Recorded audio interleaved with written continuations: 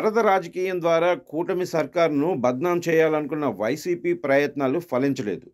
వరద సహాయక చర్యల్లో పాల్గొనేందుకు ఆలస్యంగా రంగంలోకి దిగి ఇప్పటికే విమర్శలు ఎదుర్కొంటున్న వైసీపీ ప్రభుత్వం అందిస్తున్న సహాయక చర్యలపై రాజకీయం చేస్తూ ప్రజల నుంచి ఊహించిన విధంగా ఆగ్రహాన్ని ఎదుర్కొంటుంది.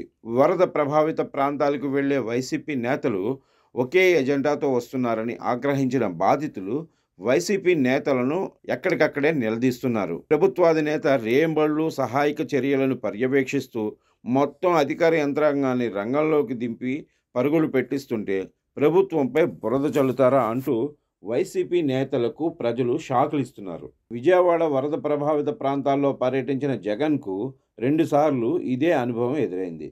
ప్రభుత్వంపై ఏడుపాపి ఆదుకోవాలంటూ మహిళలు జగన్ను నిలదీశారు. తాజాగా ఎన్టీఆర్ జిల్లా కంచికచర్లలో వరద బాధితులను పరామర్శించేందుకు వెళ్లిన మాజీ ఎమ్మెల్యే మొండితోక జగన్మోహన్ రావుకు ఇదే తరహా అనుభవం ఎదురైంది. వరద బాధితుల పరామర్శకు వెళ్లి దురుసుగా ప్రవర్తించడంతో ఆయనపై ప్రజలు ఒక్కసారిగా తిరగబడ్డారు.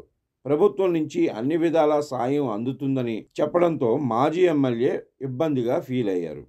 బాధితుల నుంచి ఆ తరహా సమాధానం ఊహించని ఆయన వారితో దురుసుగా ప్రవర్తించారు. దాంతో అక్కడున్న వారంతా 5 రోజులు ఆలస్యంగా వచ్చింది రాజకీయం చేయటానిక, గో బ్యాక్ మొండితోక అంటూ నినాదాలు చేయటంతో మాజీ ఎమ్మెల్యే అక్కడి నుంచి వెనుదిరిగారు.